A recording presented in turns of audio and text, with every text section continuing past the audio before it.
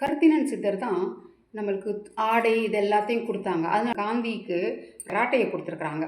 அது கருத்தினனோட ராட்டை. அவர் தான் ஒரு கிட்டத்தட்ட 2000 வரைக்கும் டெக்ஸ்டைல்ஸ், அந்த துணி வகைகளை மல்மல்ன்றது அவ்வளோ சாஃப்ட்டு, குழந்தையோட கை மாதிரி இருக்கும். டிரான்ஸ்பரண்ட்டாக ஒரு இது இருக்கும். அது ஈஜிப்டுக்கெலாம் எக்ஸ்போர்ட் பண்ணும்போது அந்த இஜிப்சியன்ஸ் எல்லாம் சொன்னாங்க, எங்கள் பெண்களை நியூடாக காட்டுற மாதிரி எங்களுக்கு ஆடைகள் எல்லாம் இந்த தமிழர்கள் கொண்டு வராங்க அப்படின்னு சொல்லி அவங்க குறை சொல்லுவாங்க. சில இது இன்னும் கண்ணாடி மாதிரி இருக்கும்.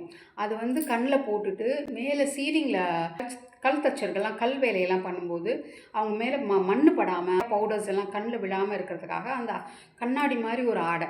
அப்புறம் திக்காக நம்ம விண்டரில் மலையில் இதிலெல்லாம் பண்ணுறதுக்கு ஒரு திக்கான ஒரு துணியில் பாய்மர கப்பலுக்கு ஒரு ஆடை, ஒரு துணி.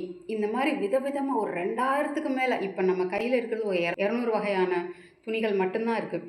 பட்டுலேயும் எப்படி நெய்கிறது, அது காஞ்சிபுரத்தில் தான் பட்டு நெய்தாங்க.